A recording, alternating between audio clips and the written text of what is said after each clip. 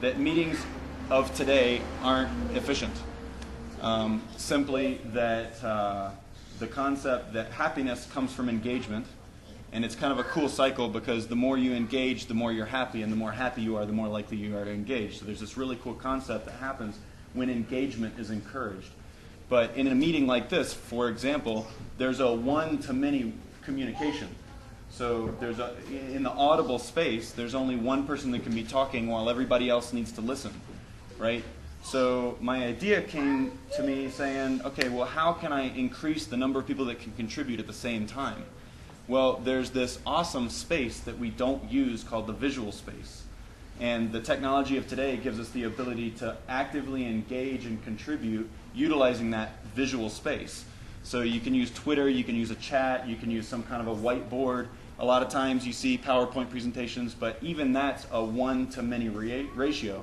So what the idea of the method meeting is around developing a strategy so that you can contribute an idea even as I'm talking, right? I might have something that's contributed from the crowd while I'm talking that could influence what's happening in the space.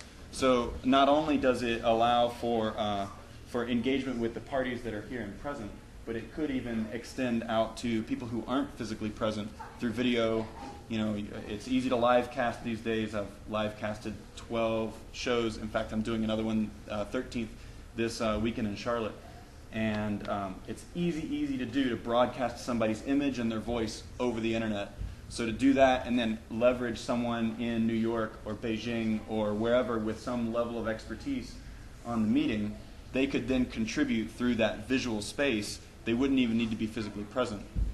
So again, the idea is to take a one-to-many contribution and turn it into a many-to-many engagement where, again, it might be that you're contributing ideas relative to what I'm saying, but maybe there's a spin-off and you two people end up talking with you two people over here having a side conversation that's not on top of the audible space, because there's a limitation to the audible space, but there's not a limitation to the visual space.